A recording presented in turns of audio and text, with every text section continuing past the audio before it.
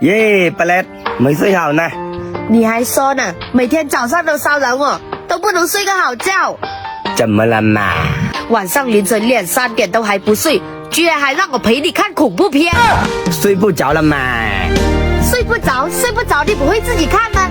还要拉着我陪你看。嘻，你个大头鬼，早上晚上都看手机，一大早上就起来刷视频，放声音还那么大，你不睡不让我睡啊？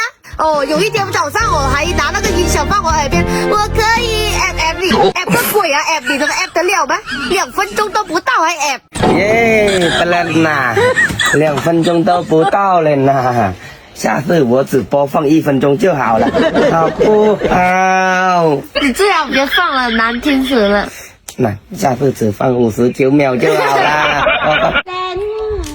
喂，亲爱的，怎么了？我在上班呢。哦，那我就3万吨说了，我今天要玩8倍了，你给我转点钱啊！每天打电话过来就钱，你有那么喜欢钱的吗？有人。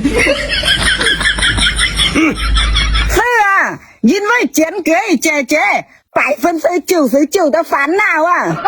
哦，我以为你会说钱可以解决100%的烦恼，那剩下的1%呢？剩下的1%啊，就是需要更多的钱来解决问题啊！你快点给我转钱过来啊！哎呦我的妈！快了！陶先生，你来对，一定要把他的威风给打下去。劝你休要惹祸灾。美食旅行穿搭，一个小红书就够了。本节目由万能的小红书。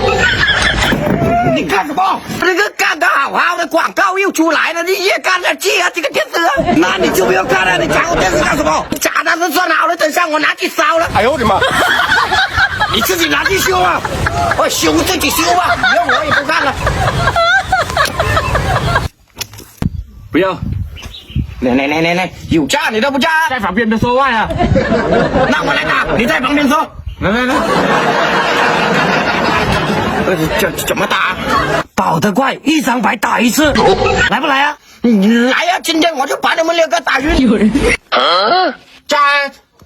哪有炸呢？不要，顺死。这样就完了。我有6张，哪里有6张？有10张。在旁边不要说话，是你让我在旁边说的。哎呦我的妈！